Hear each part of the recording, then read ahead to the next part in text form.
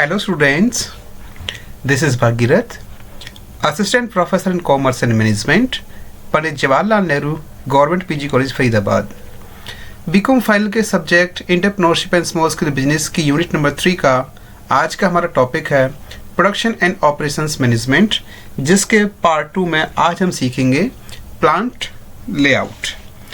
Students, पिछले lecture में हमने सीखा था कि प्लांट का लोकेशन क्या होता है, कौन कौन से एरियाज, कौन कौन से ऐसे इसके फैक्टर्स हैं जो उसको अफेक्ट करते हैं। उसी को आगे बढ़ाते हुए आज हम प्लांट के लेआउट के बारे में समझेंगे। प्लांट का लेआउट क्या है, कितने प्रकार का होता है, कौन कौन से फैक्टर्स इसको अफेक्ट करते हैं और जिन्हें हमें ध्यान में रखते हुए अपने प्लांट के लेआउट को सेट करना चाहिए। तो आइए चलते हैं आगे, सीखते हैं।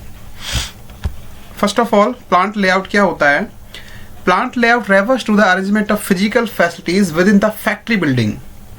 आपकी फैक्ट्री बिल्डिंग में जितनी प्रकार की फिजिकल फैसिलिटीज आप चाहते हैं उनको अरेंजमेंट करना ही प्लांट का लेआउट कहलाता है। और फिजिकल फैसिलिटीज क्या होती हैं? The physical facilities include machine, personnels, raw material and finish goods. यानी आपके मशीन, औजार, आपके कर्मचारी, आपका रॉ मटेरियल और आपका फिनिश गुड्स, यही आपकी फिजिकल फैसिलिटीज होती हैं। तो जिस पर्टिकुलर एरिया पर आप इन सभी फैसिलिटीज को एक अच्छे प्रकार से अरेंजमेंट करते हैं उसी को हम बोलते हैं प्लांट का layout. Proper layout is necessary for manufacturing at low cost. हम प्लांट लेआउट क्यों समझ रहे हैं? क्योंकि यदि हमारी कंपनी में हमने प्लांट का लेआउट अच्छी प्रकार से प्रॉपर तरीके से बनाया हुआ है तो हमें उसके बहुत ही ज़्यादा बेनिफिट मिलते हैं। हमारी लागत बचती है, हमारा समय बचता है और हमारे ऑपरेशंस भी स्मूथली चलते रहते हैं। तो आइए अब जानते हैं कि अच्छे प्लांट लेआउट बनाने के हमें क्या क्या बेनिफिट्स मिलते हैं। फ्रेंड्स, अगर प्लांट लेआउट हमने अच्छा बनाया हुआ होता है तो हमारा जो प्रोडक्टिविटी होती है वो बिना ही किसी हिंड्रेंस के, बिना किसी रुकावट के चलती रहती है और हमारा मैन्युफैक्चरिंग प्रोसेस आगे सोवन गति करता रहता है और हमारी इससे कॉस्ट भी बचती है, स्थान की बचत होती है, समय बचता है, कर्मचारियों की कार्यकुशलता का भी हम अच्छे प्रकार से यूटिलाइजेशन कर सकते हैं, इकोनॉमिक जो कंडीशंस होती हैं उनका हम यूटिलाइजेशन कर सकते हैं, इन्वायरमेंटल फैक्टर्स का भी हम अच्छे प्रकार से यूटिलाइजेशन कर सकते हैं। इसलिए सो ऑन इसके बहुत सारे बेनिफिट्स हमें मिलते हैं। तो इनमें से कुछ खास बेनिफिट्स हम ध्यान देते हैं। सबसे पहला है इसके अंदर इंक्रीज इन प्रोडक्टिविटी। इसके माध्यम से क्या होता है कि हमारी जो प्रोडक्टिविटी होती है वो इंक्रीज होती है, क्योंकि effective plant layout offers higher improved productivity of business. एक इफेक्टिव प्लांट का जो लेआउट होता है वो एक बिजनेस की हायर या फिर कह सकते हैं इम्प्रूव्ड प्रोडक्टिविटी हमें प्रोवाइड कराता है, इसलिए हमारी जो प्रोडक्टिविटी होती है वो इंक्रीज होती है। Next one is optimum utilization of area. जिस एरिया में, जिस जगह पर हमने अपनी फैक्ट्री लगाई है उसमें हमारी जो मशीनों का स्पेस का जो घेराव होता है वो अच्छी प्रकार से अरेंज हो जाता है, तो कोई भी स्थान व्यर्थ में नहीं पड़ा रहता चाहिए। यानी जो भी हमारी पूरी ज़मीन हमें मिलती है, जो पूरा सरफेस हमें मिलता है, उसका अच्छी प्रकार से हम यूटिलाइजेशन कर सकते हैं। Next one is better supervision and control. An effective plant layout provides effective supervision and control over industrial activities। जितनी प्रकार की हमारी कंपनी में एक्टिविटीज़ होती हैं उन सभी के ऊपर यदि हमने प्लांट लेआउट अच्छा बनाया हुआ तो एक सुपरवाइज़र को, एक कंट्रोलर को सुपरविजन अथवा कंट्रोलिंग करने में बहुत ज़्यादा इजीनेस होती है, क्योंकि सारी मशीनें एक सीक्वेंस में, एक क्रम से लगी होती हैं। एक उनका अरेंजमेंट इस प्रकार से किया जाता है कि उसकी लोकेशन की मॉनिटरिंग अच्छी प्रकार से की जा सके, इसलिए सुपरविजन का काम हमारा ईजी हो जाता है। Next one is working environment is better. तो जहाँ भी प्लांट लेआउट आपका अच्छा बना होता है वहाँ का वर्किंग इन्वायरमेंट बेटर होता है, बिना अच्छे प्लांट लेआउट की अपेक्षा। यदि कोई प्लांट लेआउट आप अच्छा नहीं है तो उसकी अपेक्षा अच्छे प्लांट लेआउट में इसका जो वर्किंग करने का इन्वायरमेंट है वो बेटर होता है। An effective plant layout refers improvement in the working environment and employee safety। Working environment भी अच्छा बनता है और जब इन्वायरमेंट अच्छा रहेगा वहाँ पे ना तो फ्यूम रहेगा, ना स्लैग रहेगा, ना वहाँ पे कोई डस्ट रहती है, तो यानी जो भी कर्मचारी वहाँ पे काम कर रहे हैं उनका फिजिकल फिटनेस भी अच्छा बना रहता है। Next one is economic in material handling. Material handling means material को बार बार हम जो यूज़ करते हैं उसे मशीन में डालना, उसे वहाँ से निकालना, उठाना, फिर पैकिंग के लिए भेजना, बार बार उसको हम छूते हैं, पैक करते हैं, उठाते चढ़ाते हैं, तो इसको हैंडलिंग करने की प्रोसेस भी हमारी इजी हो जाती है। An effective plant layout offers low investment in plant and building with better maintenance, facilities and साथ में कहता है an effective plant layout provides economy in the material handling. Material handling करने में प्लांट लेआउट जो होता है वो हमारी काफ़ी हद तक मदद करता है, क्योंकि सारी चीज़ें एक वेल डिफाइंड तरीके से परफॉर्म की जाती हैं। तो कौन सा माल कहाँ पे रखना, कहाँ उतारना, कैसे निकालना, कैसे ले जाना, इस सब के बारे में सारे इंस्ट्रक्शंस पहले से किए जाते हैं। तो ये हमें सब बेनिफिट्स देता है कौन, एक बेटर प्लांट लेआउट अगर हम डिज़ाइन कर लेते हैं अपनी फैक्ट्री के अंदर। Next one is types of plant layout. Friends, हमारे जो प्लांट लेआउट होते हैं वो दो प्रकार से सेट किए जाते हैं। फर्स्ट इज प्रोडक्ट लेआउट यानी प्रोडक्ट के अकॉर्डिंग, और दूसरा होता है हमारे प्रोसेस के लेआउट यानी प्रोसेस के अकॉर्डिंग।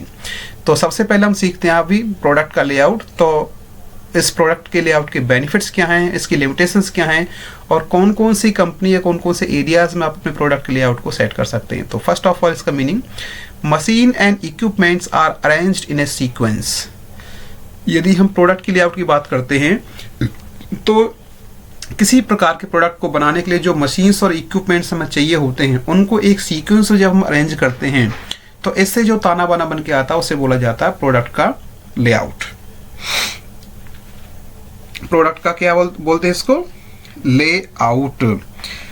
तो इसके हमें क्या फायदे होते हैं, देखिए प्रोडक्ट के लेआउट के हमारे लिए फायदे, स्मूथ फ्लो ऑफ मटेरियल, क्योंकि इसमें एक प्रोडक्ट को बनाने की जितनी मशीन्स होती हैं, जो उपकरण होते हैं वो एक सीक्वेंस में रखे जाते हैं। तो पहले किस मशीन में माल जाएगा, उसके बाद किस मशीन में, उसके बाद किस मशीन, इस प्रकार से मटेरियल का स्मूथ फ्लो बना रहता है। तो हम सभी मशीन्स को एक क्रम से लगा देते हैं, जिससे कि हमारा मटेरियल एक मशीन में डालने के बाद लास्ट में सभी मशीनों से निकल कर इजीली चला जाता है।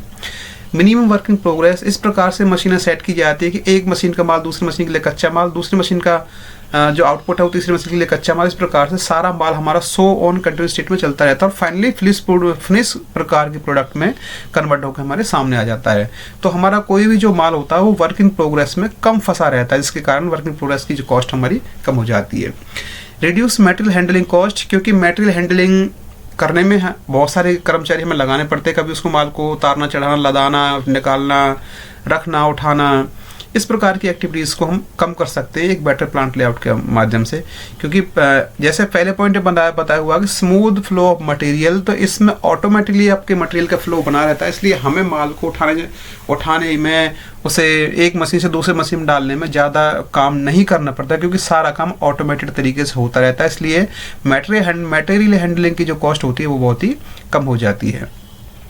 इसी के साथ ही सिंप्लीफाइज कंट्रोल। अभी जो तीनों पॉइंट हमने पढ़े, मटेरियल का फ्लो भी स्मूथ हो रहा है, वर्किंग प्रोग्रेस में भी कमी हो रही है, और मटेरियल हैंडलिंग की कॉस्ट भी रिमूव हो रही है, और इसके कारण क्या होता है, हमारी जो कंट्रोल होता है वो सिंप्लीफाई हो जाता है। हम इजीली कंट्रोल कर सकते हैं, क्योंकि सारी प्रक्रिया एक क्रम से चल रही है। तो कंट्रोलर अपनी निगरानी, अब एक सुपरवाइजर अपना सुपरवाइजर इजीली कर सकता है, इसलिए उसकी समय और कॉस्ट दोनों बच जाती हैं।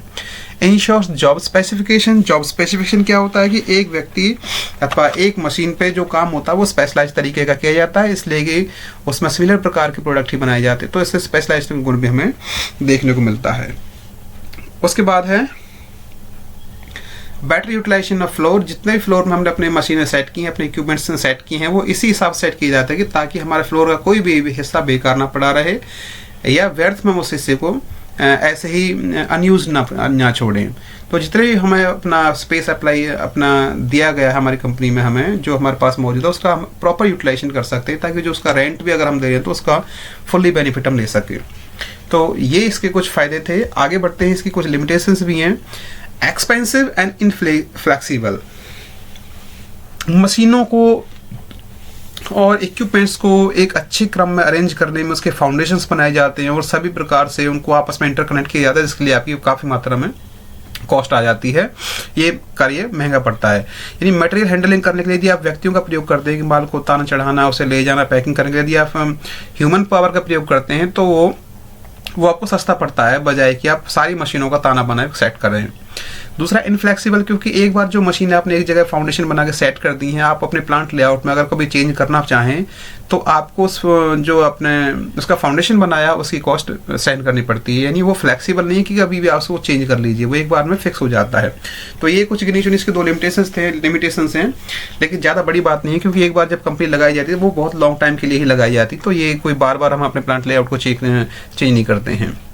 Next is suitability for product layout. ये कहाँ पे प्रयोग किया जाता है? Mostly industries of mass production, ऐसी कंपनी जहाँ पे बहुत बड़ी मात्रा में प्रोडक्शन किया जाता है, वहाँ पे ये सारा काम ऑटोमेटिक तरीके से चलता रहे और सो लॉन्ग चलता रहे। इसलिए ऐसी इंडस्ट्रीज के अंदर इस वाली टेक्निक को हम अपनाते हैं। Second, industries manufacturing standard product, ऐसी कंपनियां जो स्टैंडर्ड प्रोडक्ट बनाती हैं, या फिर कह सकते हैं जिन कंपनी प्रोडक्ट की क्वालिटी क्वांटिटी एक जैसी होती है, उसमें कभी आप परिवर्तन नहीं करते, ग्राहकों की डिमांड के अनुसार उसमें फ्लेक्सिबिलिटी आप नहीं लाते, आपका प्रोडक्ट हमेशा एक जैसा ही बनता चला जाएगा। तो एक जैसे प्रोडक्ट को बनाने के लिए आपने एक बार में ही सारी मशीनें सेट कर दी हैं, सारे इंस्ट्रक्शन सेट कर दिए हैं, उसमें किसी प्रकार का चेंज आप नहीं कर रहे हैं, तो सो लॉन्ग टाइम तक वो ऐसा ही प्रोडक्ट बनाने वाले हैं आप, तो उस कंडीशन में आप इस प्रकार के प्रोडक्ट लेआउट को लगा सकते हैं। आगे बढ़ते हैं। Next, benefits of product, sorry ये प्रोडक्ट नहीं है, ये आपका प्रोसेस लेआउट है। अब प्रोसेस लेआउट को समझने के लिए हमें बैक से पिछले डायग्राम पर चलना पड़ेगा, जो ये वाला डायग्राम हमने देखा था। प्रोडक्ट लेआउट की डेफिनेशन हमने पढ़ ली है, उसके बाद अब पढ़ते हैं प्रोसेस लेआउट। तो प्रोसेस लेआउट क्या कहता है? प्रोसेस होती है एक प्रक्रिया जिसके माध्यम से हम एक कोई वस्तु बनाने के लिए उसे कई प्रोसेस से गुजारना पड़ता है। सपोज करते हैं यदि आपको कोई जो आप पेन अपने हाथों में रखते हैं, वो एक प्रोसेस से निकल कर नहीं बनता।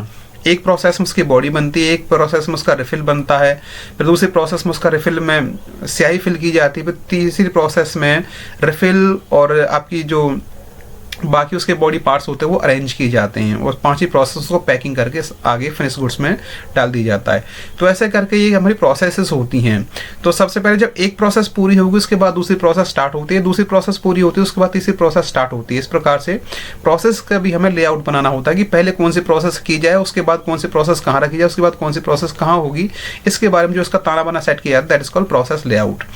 तो machine of similar type are arranged together at one place. एक ऐसी मशीन है जो एक प्रकार का एक जैसा काम करती है, वो एक जगह पर रहती हैं, फिर वो अपना जो आउटपुट निकाल के देंगे दूसरी जगह पे, वो उनका पर उसकी टाइप की जैसी मशीनें सारी वो एक जगह पे, इस प्रकार से सो लॉन्ग ये इस प्रकार से प्रोसेस टू प्रोसेस आगे बढ़ता रहता है।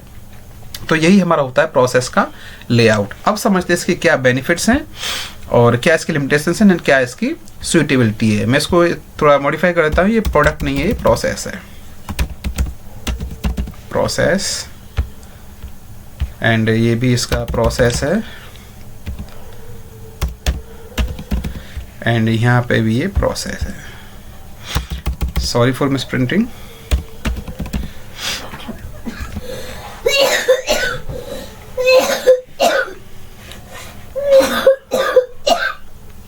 प्रोसेस लेआउट, सॉरी थोड़े बच्चों को खांसी हो रही है। तो इसके बेनिफिट्स क्या हैं? Reduces capital investment. प्रोसेस के अंदर हम ये डिसाइड करते हैं कि हमारी जो मेन प्रोसेस होती है उन सभी को हम एक जगह रख लें, जो उसके बाद सेकेंडरी प्रोसेस होती है उनको अलग कर लें। हमारी सारी प्रोसेस से एक जगह हिंड्रेंस में नहीं आती, एक जगह उसको हम इकट्ठा नहीं करते, जिससे कि हमारा जो कैपिटल इन्वेस्टमेंट है वो बहुत ही ज़्यादा कम हो जाता है। दूसरा इसका बेनिफिट होता है फ्लेक्सिबल। हम जैसे जैसे हमें अपने प्रोडक्ट में चेंजेस करना होता है उसके अकॉर्डिंग अपनी प्रोसेस को भी हम चेंज कर देते हैं। तो प्रोसेस को चेंज करना फ्लेक्सिबल होता है, जबकि प्लांट लेआउट को चेंज करना फ्लेक्सिबल नहीं था। इफेक्टिव सुपरविजन, प्रोसेस को चेंज करना और प्रोसेस के अकॉर्डिंग यदि हम मैनेजमेंट करते हैं अपनी जो अपने प्रोडक्ट की जो एक्टिविटीज़ होती हैं, जो प्रोडक्शन प्रोसेस चल रही होती है हमारी, उस पर सुपरविजन करना हमारा इफेक्टिव हो जाता है। Next one is limitations. High material handling cost. Process layout के अंदर मटेरियल को हैंडलिंग करने की कॉस्ट बहुत हाई हो जाती है, क्योंकि हर किसी प्रोसेस का हमें मटेरियल हैंडलिंग अलग से करना होता है। एक प्रोसेस से जो माल निकल के आता है उसकी निगरानी, उसकी देखभाल अलग से करनी होती है, दूसरे के अलग से, तीसरे के अलग से। इस प्रकार से मटेरियल हैंडलिंग में हमारी काफ़ी ज़्यादा मात्रा में कॉस्ट लग जाती है, तो ये थोड़ा एक्सपेंसिव पड़ता है इस मामले में। Next one is considerable work in progress. इसमें वर्क इन प्रोग्रेस को भी देखा जाता है, और हर किसी प्रोसेस से जो माल निकलता है उसमें कुछ ना कुछ हमारा ऐसा होता है कि जो वर्क इन प्रोग्रेस के तौर पे सेमी फिनिश गुड्स होता है, तो इसमें वर्क इन प्रोग्रेस भी बचता है आपका। Next is effective supervision. Sorry ये मिस प्रिंटिंग है, दो ही है इसमें। इफेक्टिव सुपरविजन इसमें होता है, इसके बेनिफिट है जो कि गलती से इसमें आ गया है, सॉरी। इसके दो ही मोस्टली इसके लिमिटेशंस थी। उसके बाद सुइटेबिलिटी क्या है इसकी, कहाँ इसको प्रयोग किया जा सकता है। Where goods are produced according to customer specification, यदि आप अपनी कंपनी में, अपनी संस्था में कस्टमर की डिमांड के अकॉर्डिंग, कस्टमर की इच्छाओं के ऑर्डर के अकॉर्डिंग अपना प्रोडक्ट बना रहे हैं, तो उसमें आप क्या करते हैं, अपनी प्रोसेस को बार बार चेंज करते हैं। भाई कोई कस्टमर तो कैसा माल चाह रहा है, उसके लिए अलग प्रकार की प्रोसेस आप अपनाएंगे। कोई कस्टमर अलग कोई अन्य प्रकार की डिमांड कर रहा है, तो उसके लिए आप उसी प्रकार का प्रोडक्ट बनाते हैं, उसी प्रकार से अपनी प्रोसेस में चेंजेस कर देते हैं। तो जहाँ आप कस्टमर की सेटिस्फैक्शन को बढ़ाने के लिए उसकी पसंद नापसंद के अकॉर्डिंग, उसके ऑर्डर के अकॉर्डिंग अपना प्रोडक्शन कर रहे हैं, तो वहाँ पे आप इसको यूज़ करते हैं, किसको, प्रोसेस लेआउट को। Next one is factors affecting process layout या प्लांट लेआउट। आपकी प्लांट लेआउट को अफेक्टिंग करने वाले जो फैक्टर्स होते हैं उसमें आता है पहला बिल्डिंग ऑफ फैक्ट्री। आप अपनी प्लांट का लेआउट सेट करना चाहते हैं, लेकिन आपके पास कितना बिल्डिंग है, कितना स्पेस है, ये अफेक्ट करेगा आपके प्लांट के लेआउट को। उसके बाद प्रोडक्ट नेचर, आपके प्रोडक्ट का नेचर कैसा है, आपके प्रोडक्ट को बनाने के लिए एक कमरा चाहिए, ओपन एरिया चाहिए, कम एरिया चाहिए, बड़ा एरिया चाहिए, किस प्रकार का आपका प्रोडक्ट का नेचर है, उस पर भी डिपेंड करता है आपका प्लांट का लेआउट। प्रोसेस ऑफ प्रोडक्शन, एक प्रोडक्ट को बनाने के लिए, किसी प्रोडक्शन को करने के लिए एक ही प्रोसेस भी हो सकती है या मल्टीपल प्रोसेसेस भी हो सकती हैं, और प्रोसेसेस के अंदर टाइम बाउंडेशन भी हो सकता है या फिर स्मूथली चलने वाली कंटिन्यूस स्टेट में होने वाले प्रोसेस भी हो सकती हैं। तो प्रोसेस भी आपकी प्लांट लेआउट को अफेक्ट करती हैं। उसके बाद मशीन्स एंड इक्विपमेंट्स, किस प्रकार के मशीन्स आपने रखी हुई हैं वो आपके प्लांट लेआउट को अफेक्ट करेंगी, या कह सकते हैं कितनी मशीन है तो वो भी आपको अफेक्ट करेंगी। Requirement of repair and maintenance, आपकी मशीन्स और आपके इक्विपमेंट्स को रिपेयर और मेंटेनेंस का कितना जरूरत पड़ेगा, ये भी डिपेंड करता है आपके प्लांट लेआउट को अफेक्ट करने के लिए। कंसिडर ह्यूमन नीड्स, आपको अपनी कंपनी में आपके कर्मचारियों को आपकी कंपनी किस प्रकार की इक्विपमेंट, किस प्रकार के मशीन, किस प्रकार का वर्किंग एनवायरनमेंट, किस प्रकार का प्लांट लेआउट चाहिए, ये उनकी इच्छाओं पर डिपेंड करता है, क्योंकि एक्चुअल कंडीशन पर काम तो आपके वर्कर्स ही करते हैं। तो वर्कर्स के अकॉर्डिंग ही आपको प्लांट लेआउट बनाना होता है, उनकी काम को स्मूथ करने के लिए। एनवायरनमेंट, आपकी फैक्ट्री जहाँ पे है वहाँ पे एनवायरनमेंट कैसा है, ये भी आपके प्लांट लेआउट को अफेक्ट करेगा। सेफ्टी अरेंजमेंट अपनी कंपनी में क्या हुए हैं, फायर रेजिस्टेंस लगाए हुए हैं या नहीं है, और भी कोई सुविधा आपने दे रखी है या नहीं है, ये सारी चीज़ें आपको अफेक्ट करती है। अफेक्टिव सुपरविजन एंड कंट्रोलिंग, आपके पास अगर अफेक्टिव सुपरवाइजर हैं, कंट्रोलिंग करने वाले ऑफिसर्स आपके अच्छे हैं, तो आपकी प्लांट लेआउट अच्छा होगा। एंड लास्टली फ्यूचर एक्सपेंशन, अगर आप कंपनी में फ्यूचर एक्सपेंशन करना चाहते हैं तो आपकी कंपनी में स्पेस कैसा है फ्यूचर के लिए, नहीं है, ये भी आपको अफेक्ट करता है। तो स्टूडेंट्स आज के लिए इतना ही, मिलते हैं अगर किसी अगले लेक्चर में, तब तक के लिए साइनिंग आउट, नमस्ते, थैंक यू।